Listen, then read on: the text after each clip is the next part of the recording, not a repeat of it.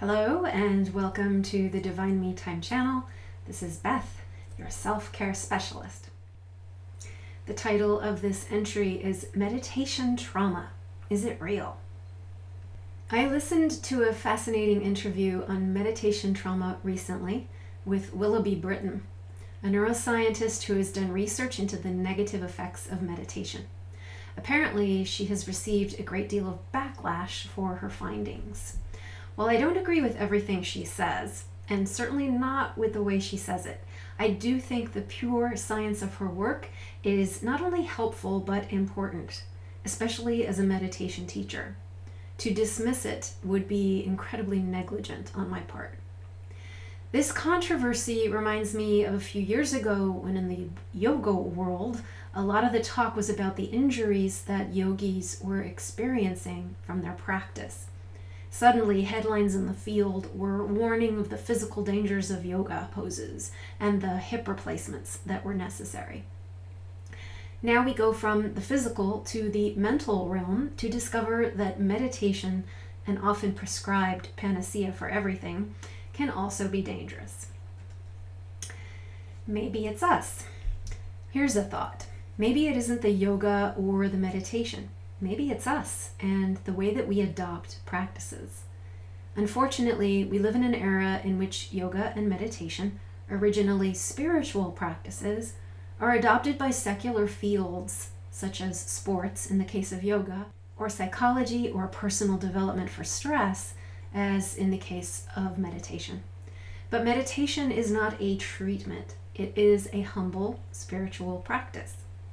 Just as if people enter a yoga practice unaware of the structural configuration that would otherwise bar them from certain poses, if people enter meditation with unresolved trauma, and we all have unresolved psychological issues, those issues will remain unresolved for both students and gurus alike.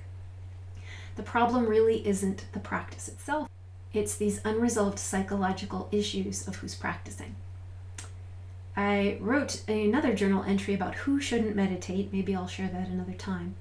And it began to address all of this, though in hindsight I could probably update it to include something called the spiritual perfectionist or spiritual striver. And this is a person who over-enthusiastically wants to outdo everyone and break through ordinary reality. Definitely problematic when it comes to the practice of meditation. More is not necessarily better. So symptoms of meditation sickness. What are they? Being human is risky, psychologically speaking. So there are risks to any activity a person may engage in, even meditation.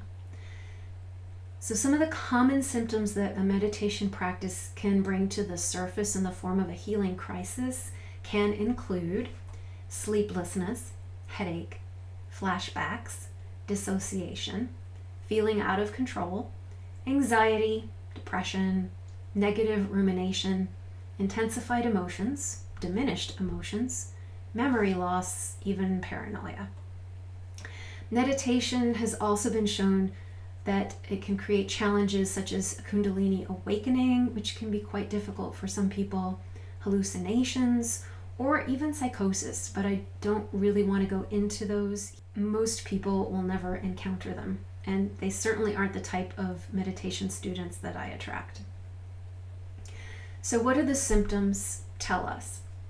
Such symptoms are a sign that something is not being addressed. Either we're ignoring some underlying issue, which could include addiction of some sort, or we're trying too damn hard and doing too damn much, thinking that it's good for us. Or we're not expressing the truth of our practice with someone who can reflect back to us in an honest way. There's no point, aside from commercial greed, to ignore these symptoms or deny them. But there's also no point in either fearing them or avoiding meditation altogether because of them. We just have to be aware of them and aware of ourselves, and when our practice might be bringing out some new psychological toxin. Then we can address the reality of our situation by pausing practice, seeking support, or doing the necessary inner work, even if this means that we let go of our practice for a time. Be what you are. I've often questioned myself whether my own revered non-dual gurus, such as Ramana Maharshi or more recently Robert Adams, weren't in fact experiencing some form of mental illness to have dissolved any sense of separate self. That may indeed be our true nature, and yet here we are living in a world of duality, be it Maya or not. So how realistic is it for me to follow their lead and expect or even strive for the same results? I don't really have an answer, and I don't really need one. I let life take care of life, and I'm in this body, perceiving through these eyes, so I need to trust that. But there are plenty of people in this world who aren't comfortable holding such questions. They either collective evidence gather to confirm their biases, or overdo everything and feel entitled to peak experiences and or unearned achievements. If a 5-minute mindfulness practice is good, they would think, then a month-long silent retreat with ayahuasca and daily power yoga, all while fasting, has to be better. It's never helped anyone to storm the impenetrable gates of heaven. It'll boomerang and you'll end up fried. So how should we practice? The best and safest way to approach meditation is to have no preconception or expectations from it. I think a contributing factor to meditation trauma is how it breaks up our belief system. So the looser we can hold what we think we know before we even start meditating, the better. Forget about all the tales of rewards too.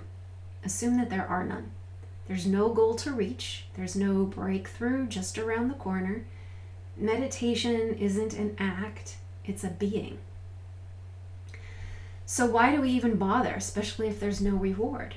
Well, it probably wouldn't surprise you that at Divine Me Time, the belief is that the practice absolutely must not come from a motivation of self-improvement or self-help, but from the soul, S-O-U-L, and soul, S-O-L-E, wish of opening up to spirit, whatever form of higher power works for each individual. Without that, we're either just relaxing, and there's nothing wrong with that, or trying too hard, which is often fed from a lack of self-acceptance.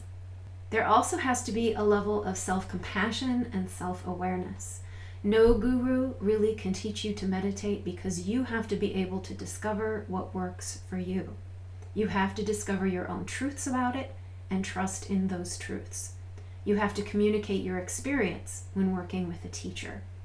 Abdicating your reality to a guru who him or herself might have some unresolved trauma or blind spot is only going to bring confusion and second guessing. In the end, the greatest advice ever given is to know thyself. And isn't that what meditation is really about? So if you enjoy this content, please do a like, subscribe, and comment below on your thoughts about meditation trauma or perhaps your experiences with it. And be sure to share this with someone who you feel might appreciate it. To find out more about the work I do, please visit me on my website at divinemetime.com. Thanks for listening and watching. Take care.